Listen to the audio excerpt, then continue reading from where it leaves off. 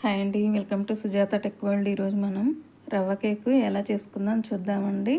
Eggs కానీ మైదా కానీ ఏం వాడలేదండి నేను. చూడండి, చాలా మెత్తగా స్పాంజీ లాగా ఉందండి. చాలా టేస్టీగా ఉంటుంది. చూడండి ఎంత మెత్తగా వచ్చిందో. ముందుగా రవ్వ కేక్కి ఏం కావాలో చూద్దామండి. నేను 1 కప్పు బొంబాయి రవ్వ తీసుకున్నాను. మిక్సీ బట్టి పెట్టుకోవాలండి బొంబాయి రవ్వ. ఇలా బొంబాయి రవ్వ అంటారు, ఉప్మా రవ్వ అని కూడా అంటారండి. ఇలా మిక్సీ బట్టి వేరే బౌల్లోకి వేసుకోవాలి. 1/4 కప్పు వరకు షుగర్ వేసుకోవాలండి. షుగర్ని కూడా ఇలానే మిక్సీ పట్టుకోవాలి. షుగర్ పౌడర్ ఉంటే షుగర్ పౌడర్ అయినా వేసుకోవచ్చండి. 1/2 కప్పు పెరుగు వేస్తున్నాను. 1 కప్పు పాలు.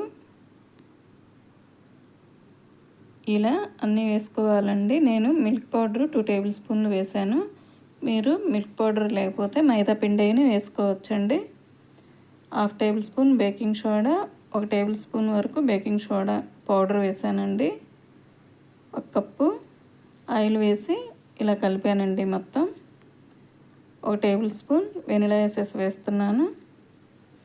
వెనిలా ఎసెన్స్ లేకపోతే యాలకులైన వేసుకోవచ్చు. కొంచెం ఫ్రూటీ వేసి మొత్తం ఇలా కలిపి పెట్టుకోవాలండి.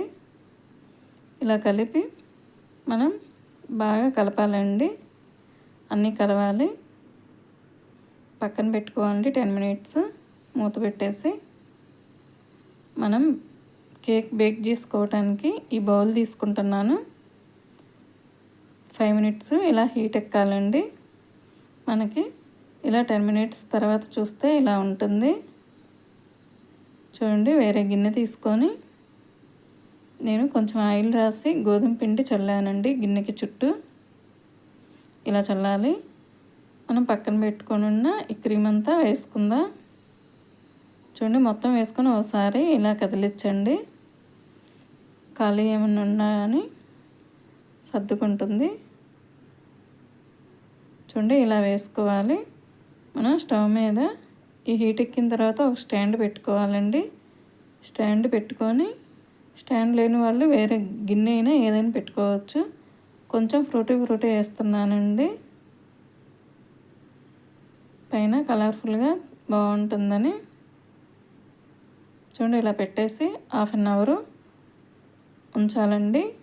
హై ఫ్లేమ్లో 10 మినిట్స్ ఉంచి 20 మినిట్స్ మీడియం ఫ్లేమ్లో ఉంచుకోండి. ఒకసారి చెక్ చేసుకుందాం. చూడండి, కొంచెం 2 మినిట్స్ ఆగితే వచ్చుద్దండి. కొంచెం తడిగా అనిపించింది. 2 మినిట్స్ తర్వాత చూస్తే అయిపోయిందండి. చూడండి, రెడీ అయిపోయింది. మనం చల్లారేయాలండి. ఇది చల్లారిన 10 మినిట్స్ పక్కన పెట్టేసి పూర్తిగా చల్లారిన తర్వాత ఇలా తీసుకోవాలి. తీసుకొని వేరే ప్లేట్లో వేసుకోవాలండి. ఇప్పుడు చూద్దాం ఎలా వచ్చిందో. చూడండి, మనకి గిన్నెకి కూడా ఏమంటదండి. చాలా మెత్తగా వచ్చిందండి. చాలా బాగా వచ్చింది. మీరు ఒకసారి ట్రై చేయండి. ఎలా వచ్చిందని చెప్పండి. చూడండి ఎంత మెత్తగా ఉందో. బాయ్.